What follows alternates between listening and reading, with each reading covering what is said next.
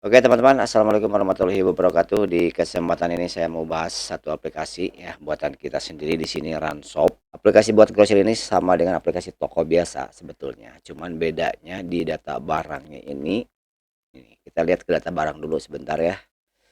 Lalu klik ubah. Nah di sini harga jualnya bisa bikin beberapa jenis.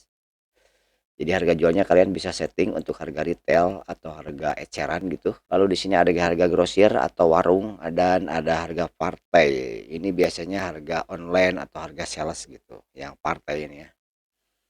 Lalu satu jenis harga yang retail itu ada 4 satuan. Jadi kalian bisa jual per piece, per pak, per bal. Mil 12 itu bisa jual berbungkus, per pak atau per bal. Nah, gimana nanti cara transaksinya? Nanti masuk ke bagian transaksi penjualan ya. Sekarang kita bahas dulu tentang master datanya.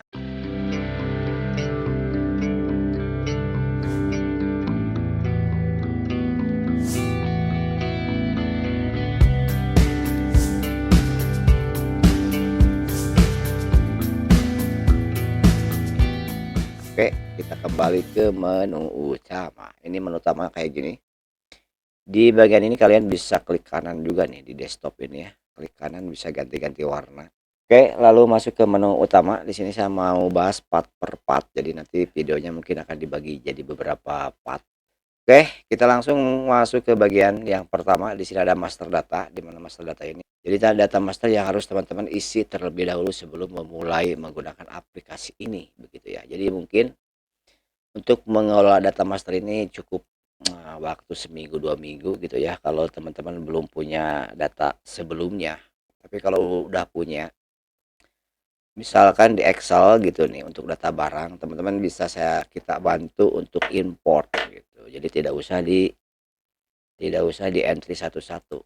Jadi data yang bisa diimport, jadi kita kembali ke tentang migrasi data dulu ya. Migrasi data itu pemindahan data dari program lama ke program baru gitu, atau dari data Excel ke program yang akan bapak-bapak, ibu-ibu pakai ini gitu ya. Jadi untuk data barang bisa diimport, untuk data hutang piutang juga bisa. Jadi kalau data ada di Excel itu piutang atau hutang per hari ini, maka itu jadi saldo awal. Saldo awal untuk data hutang piutang yang ada di sistem. Jadi bisa bisa dimigrasi nanti ya.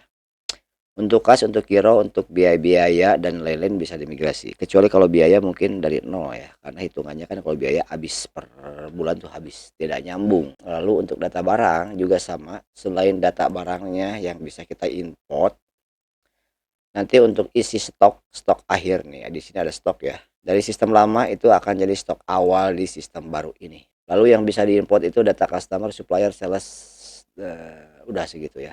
Paling ini nih kategori dan jenis barang. Oke, langsung aja kita bahas satu-satu ya. Mulai dari data barang. Nih, data barang tampilannya kayak gini.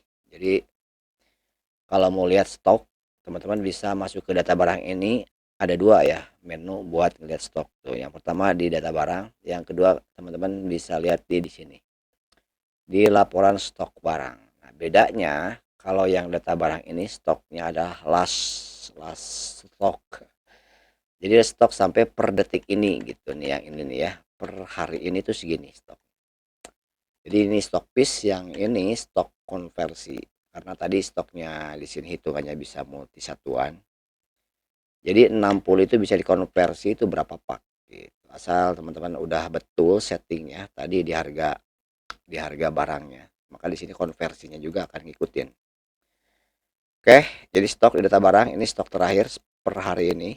Kalau stok yang laporan stok barang bedanya, ini teman-teman bisa ngecek stoknya per periode gitu ya. Jadi nanti bisa dilihat stok awalnya berapa, beli berapa, ada retur beli, retur jual. Nah ini ngitungnya per periode, jadi per tanggal berapa nih, misalkan hari ini gitu. Belinya itu adalah beli hari ini, berapa sih pembelian hari ini, berapa retur beli hari ini, jual berapa, retur jual berapa, dan stok airnya itu berapa. Nah, stok air ini bakalan sama dengan stok yang di data barang ini. Ada informasi yang berubah-ubah di bagian ini, di bagian stok awal.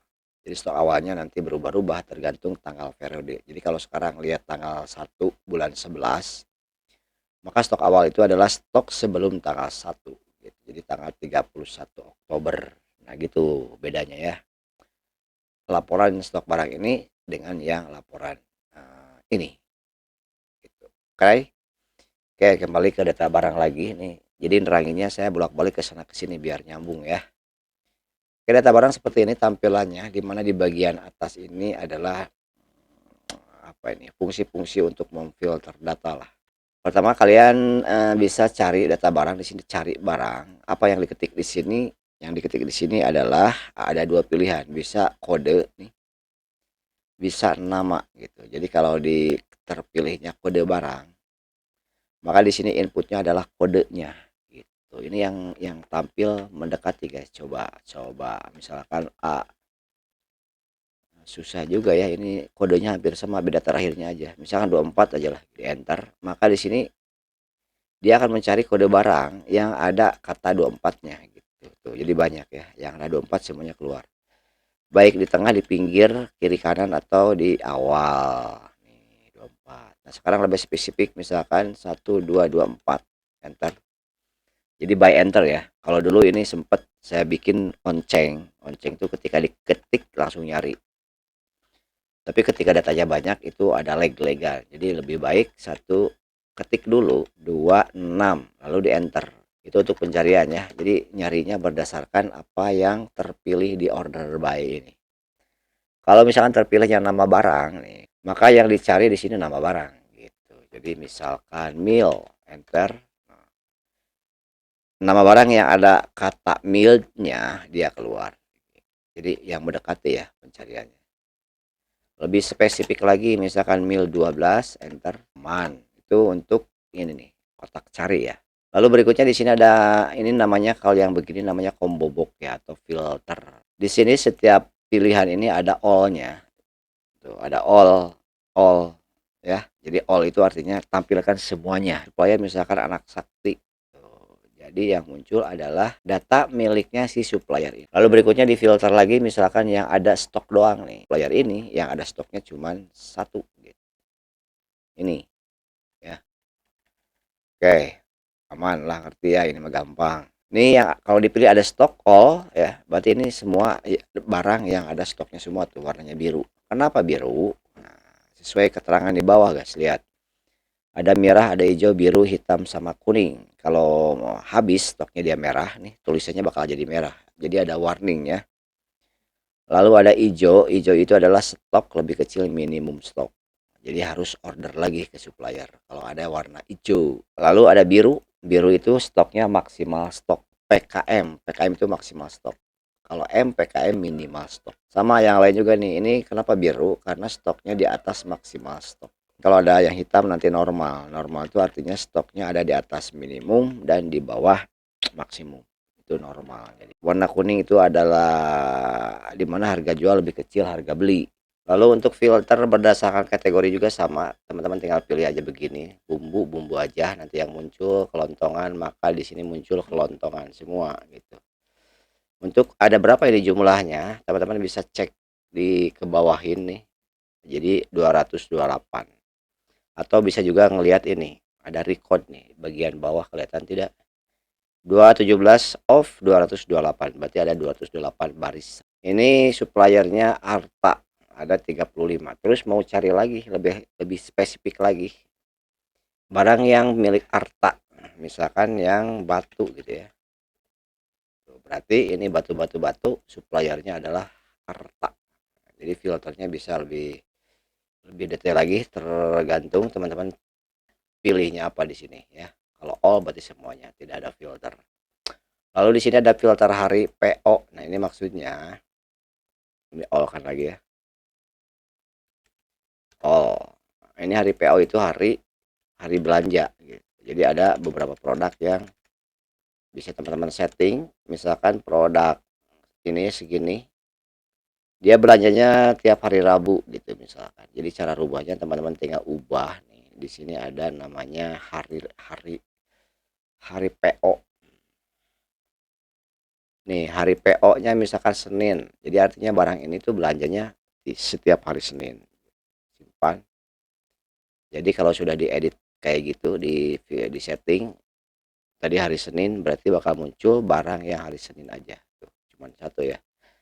Tadi kan dieditnya satu. Jadi ke sininya satu juga gitu. Oke, itu untuk filter nih bagian atas.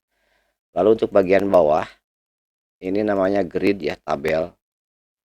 Tabel data barang yang ada sampai saat ini yang aktif ya. Kenapa disebut aktif? Karena di sini ada ini, ada hide. Hide itu adalah untuk menghilangkan data, bukan menghapus fisik ya. Cuman menghilangkan karena barangnya ini sudah tidak diproduksi lagi gitu. Sudah tidak ada pembelian untuk barang ini lagi, tidak ada restock lah. Tapi ini tidak bisa dihapus kalau sudah masuk ke transaksi pembelian atau penjualan. Jadi solusinya adalah di hide biar tidak muncul nih barang ini tuh tidak muncul di kasir gitu. Sekarang bagaimana cara nambah data? Nah, nambah data teman-teman tinggal klik aja di sini tambah. Maka di sini akan tampil form kosong. Kalian tinggal pilih aja jenisnya misalkan bumbu lalu kategorinya BB, maka ini kategorinya. Kode barangnya dia otomatis gabungan dari kode dari jenis dan BB gitu. Jadi ini dua karakter ini adalah bumbu. Lalu yang 30 ini kode kategori. Jadi dari kode barang ini atau kode SKU, teman-teman bisa ngelihat ini barangnya itu dari mana. Oke, kalau kita rubah kelontongan lalu ini misalkan kue, maka dia akan berubah lagi tuh. Jadi gimana sih kategori dan jenis. Nah, itu kalau otomatis. Bisa juga manual sebetulnya ya. Kalau manual ya tinggal diketik ini. Nah, itu bisa juga manual. Nah, oke berikutnya nama barang. Nama barang misalkan apa guys? Namanya caos. Harga belinya misalkan 1000. Ini harga belinya harus piece ya. Harus satuan terkecil dari sini. Jadi kalau di sini misalkan pilih piece, cup gitu ya. Maka harga beli ini adalah harga per cup berapa. Nah, caranya gimana untuk mendapatkan harga satuan?